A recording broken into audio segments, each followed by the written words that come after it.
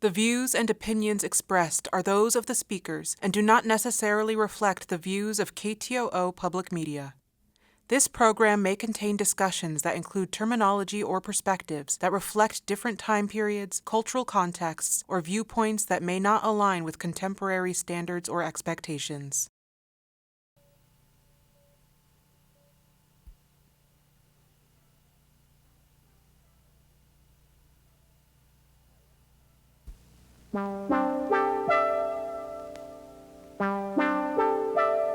It actually wasn't just discovered, because I'd been aware of the location all my life, and many others in Wrangell have known.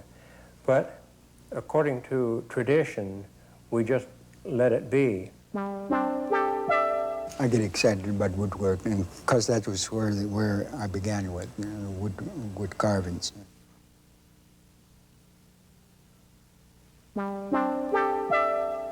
Salmon eggs from way, way back, my dad said they had different grades. They have, good, better, best. And the best, they said, it can look at you as you put it on a plate. They're glistening.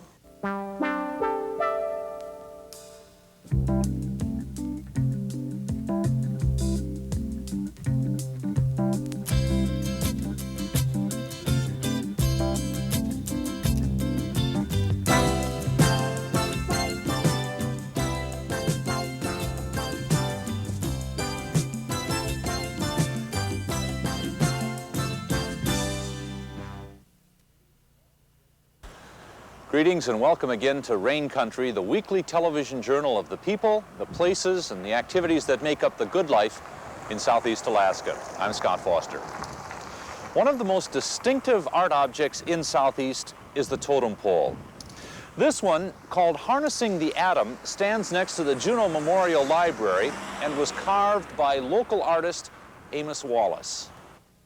Amos began doing artwork while attending high school at the Wrangell Institute. His brother always seemed to have money from his artwork, so Amos asked to be taught the skill. In doing so, he continued the rich tradition of Northwest native art.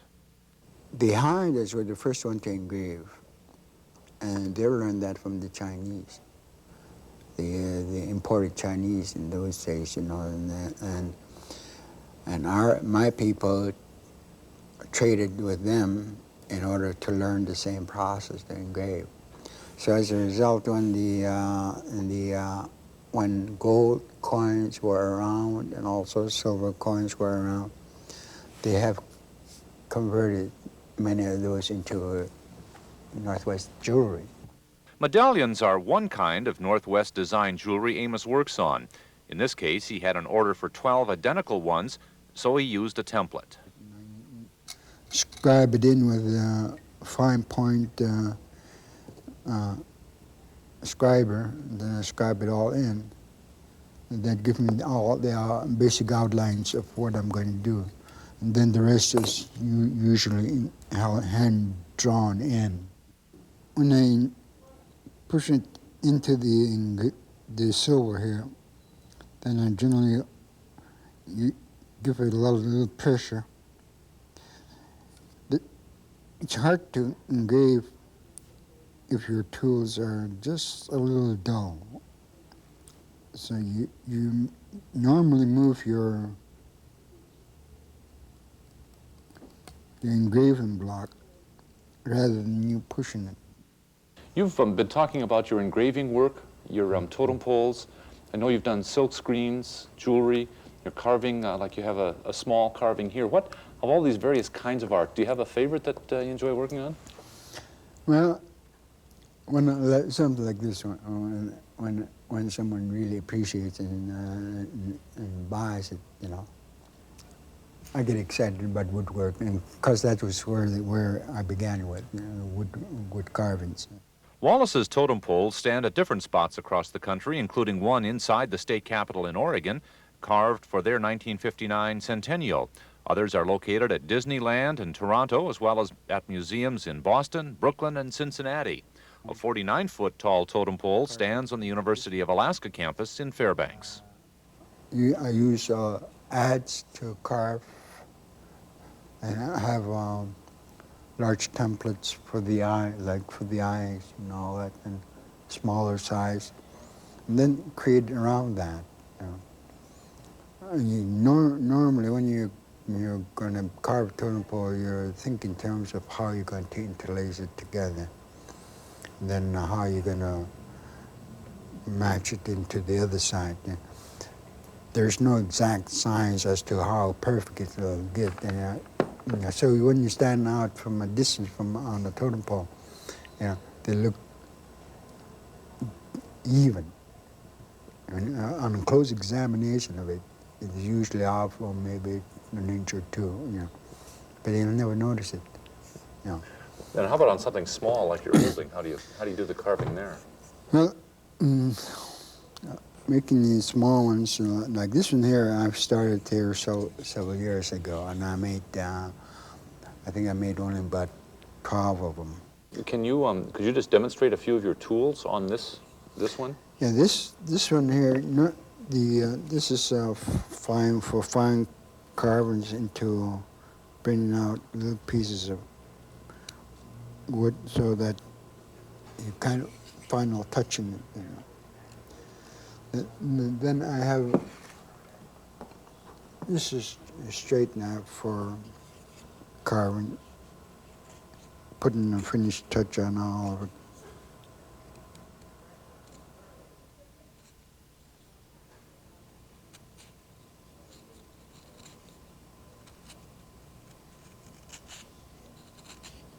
Well, do you think that the artwork, though, is kind of in safe hands with the next generations? Or? That depends. That depends. How much longer it'll hang on, I really don't know, because the many youngsters that are learning about Northwest, whether they will continue, that depends upon them.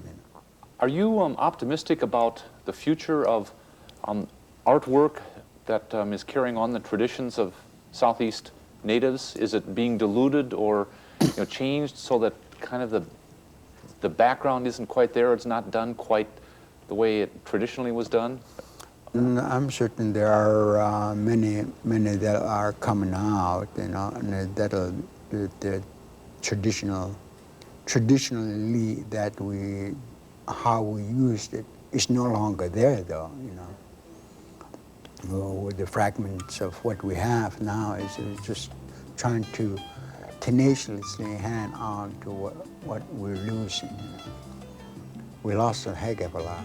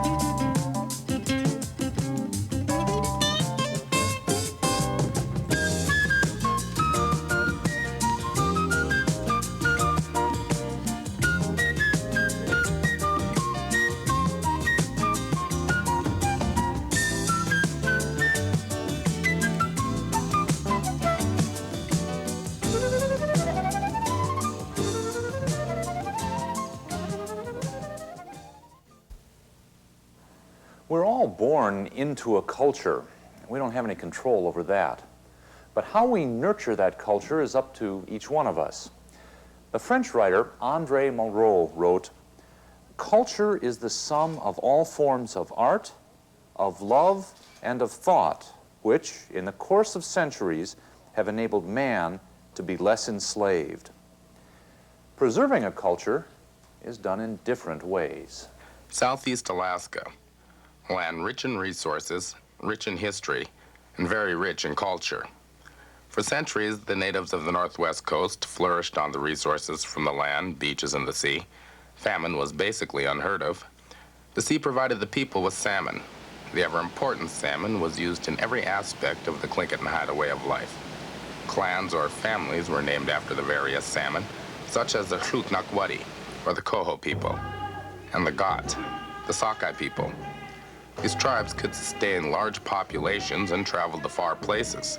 Whoever could give the most received the highest honor. It wasn't uncommon for a chief to have a dozen or more of his slaves put to death in honor of a visiting chief. The guest would also be served the best foods. Caviar is in order. The guest will receive salmon eggs, or kahak. Salmon eggs open a different dimension to the native culture. Though a potlatch or the killing of slaves isn't necessary to honor a guest anymore, the tradition of serving kahak is still very much alive. Anna Katzek of Juneau has spent much of her life in a traditional native lifestyle. She talks about how kahak is processed and its significance to the native way of life. How to process this today, like I started on it. You get your fish eggs, and I've already mentioned that. You can soak it in cold water for a couple days, or a day, or 3 days, and then you drain it.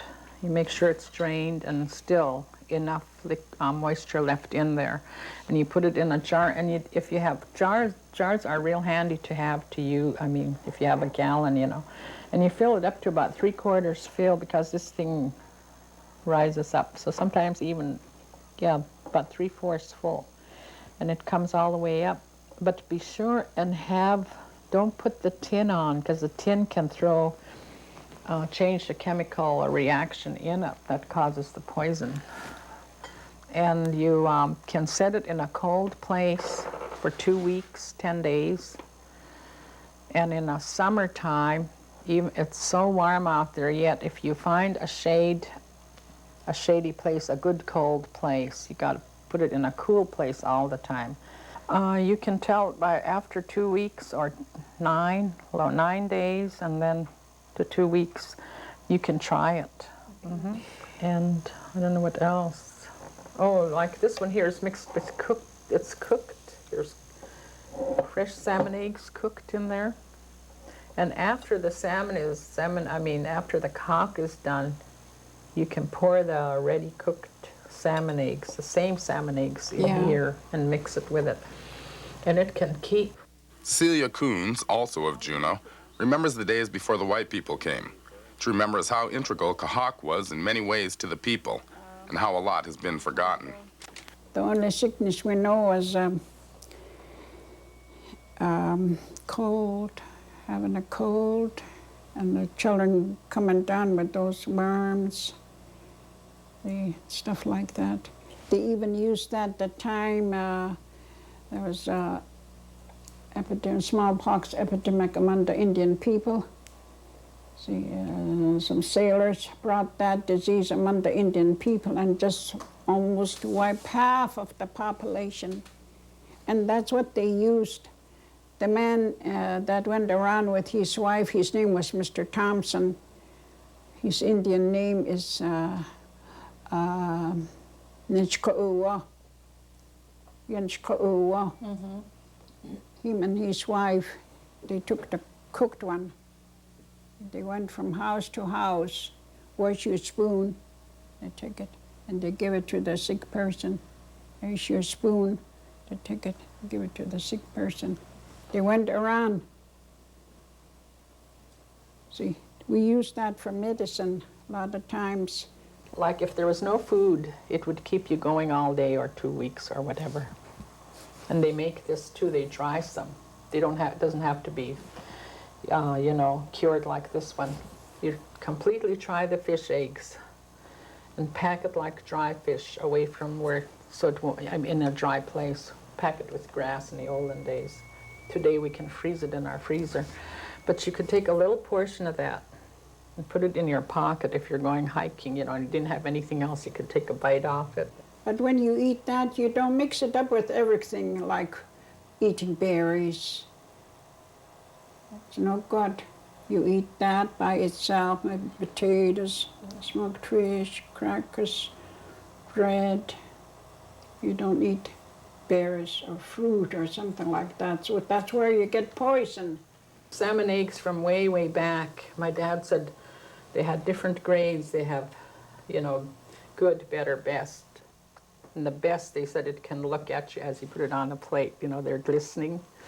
And you give that to your best guests before anything is served, like hors d'oeuvres, just like your caviar. As it is in most cultures, much has changed in the Tlingit and Haida way of life. The frame of mind has changed to better suit the needs of the future generations. One of the needs for the future generations will be a heritage, a culture that is being preserved by the natives of Southeast for the natives of Southeast.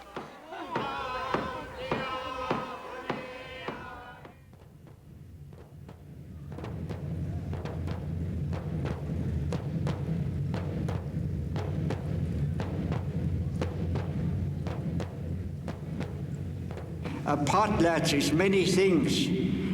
A way of inheriting your position, your proper position in society from your uncle, or taking your name, or leaving childhood for the adult world, of opening a new house and being mourned when you die. But potlatch was also your economy, the main arena for an exchange of goods that overwhelms the mind even in present times. This potlatch was co-sponsored by the Culture Preservation Committee, which is composed of 6 Juneau area native dance groups, and the Native Spiritual Culture Club, a group of natives and non-natives at the Lemon Creek Correctional Center. I'd like to read, if I could, the purpose of this potlatch. The potlatch will be to contribute to the progress and growth of the Native Culture Club, also to enhance the self-respect and pride of the Native inmates, families, and loved ones of the Lemon Creek facility.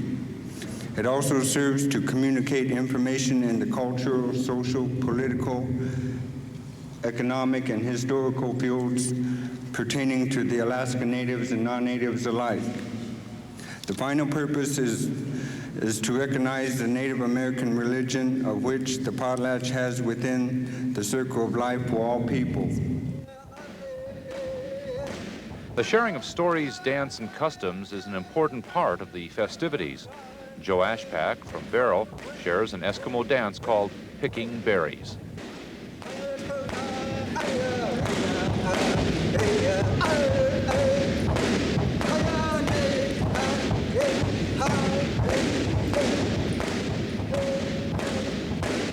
Native leaders were invited to participate in the ceremony. And then there was a discovery among our people that there were a lot of beautiful things within our own society that was worth preserving. And what happens when these kinds of things happen? We feel better about ourselves. We're proud of who we are. We're proud that we are natives and we have a heritage within which we could look to and have other people respect. There are people who believe that if we preserve these things, if we maintain our identity, if we are the separate people that we claim to be, we can enrich the nation. Right now, I'm here with you. I'm so proud of it to be here, to talk with you. And I wish all of us who could think about how we related to each other with our love. Okay, when you hear your clan, we're inviting you to come out and dance. This is our Gustoe song.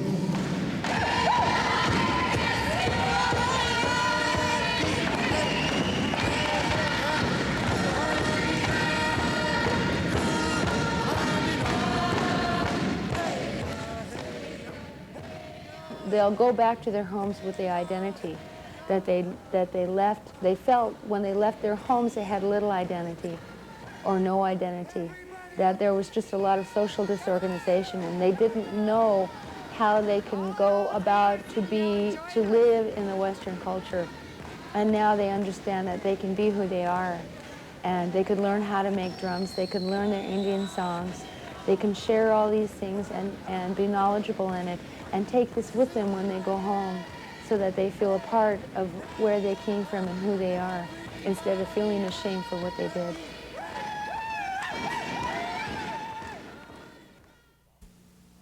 Bentwood boxes hold a special place in the history and culture of Southeast Alaska natives. They date back to prehistory, and there's only a few of them in existence. We may, however, be learning more about bentwood boxes because of a discovery near Wrangell. Based on a tip from a citizen, U.S. Forest Service workers discovered the box containing human remains in a tiny cave on Zarembo Island last spring. The Forest Service immediately reported the find to Native leaders in Wrangell, sparking an emotional debate over what to do with the box. Dick Stokes, chairman of the Wrangell Tlingit-Haida Community Council. It actually wasn't just discovered, because I'd been aware of the location all my life, and many others in Wrangell have known. But according to tradition, we just let it be. And with so much news about where the box was at, if anyone knew anything about the island that we located it, where it was located, they could go right along and pick it right out. There's only one area described as such. So it was the unanimous consent of everyone concerned to have it picked up and sent here to the State Museum to have it preserved.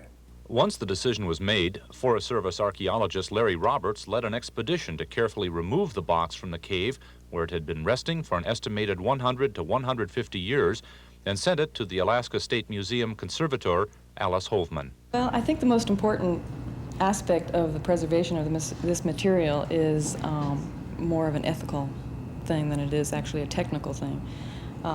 The conservation of cultural materials, I think, is very different from the conservation of fine arts, in that these objects contain a lot of history and a lot of information, rather than them being a just purely aesthetic type of decor type thing or art.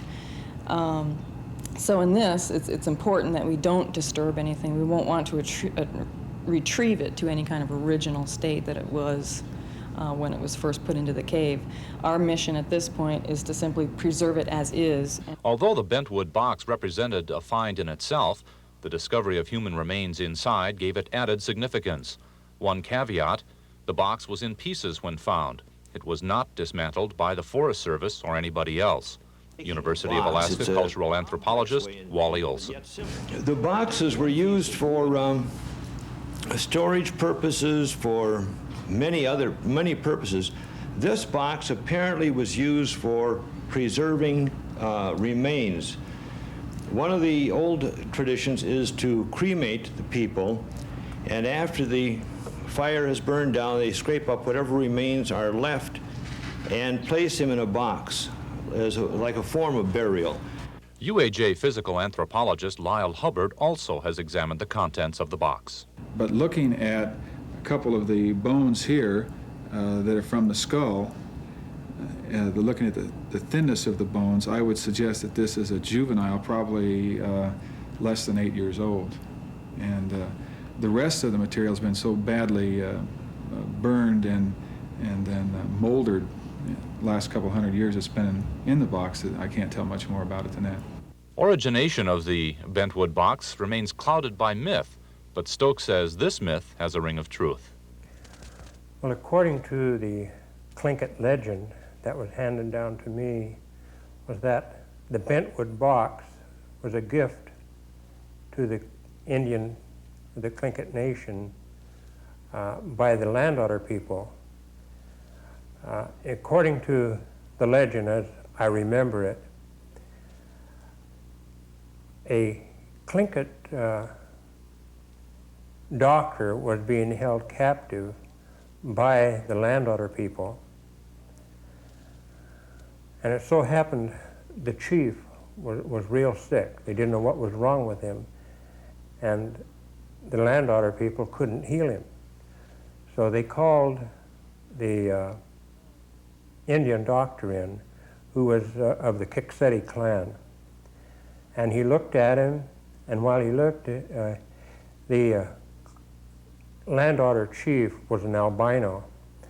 And when he looked him over, he could see where there was an arrowhead sticking in his side.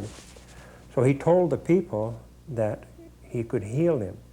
So he got his rattles and his other paraphernalia, and he began going over the chief, and he was singing and chanting. And then while he did this, so they wouldn't pay any attention to him, he distracted them with their hand, and he reached in and pulled out the arrowhead. And then he put a salve over it that was made out of spruce pitch. And I don't know what else they put into it, but they used that, and he was eventually healed.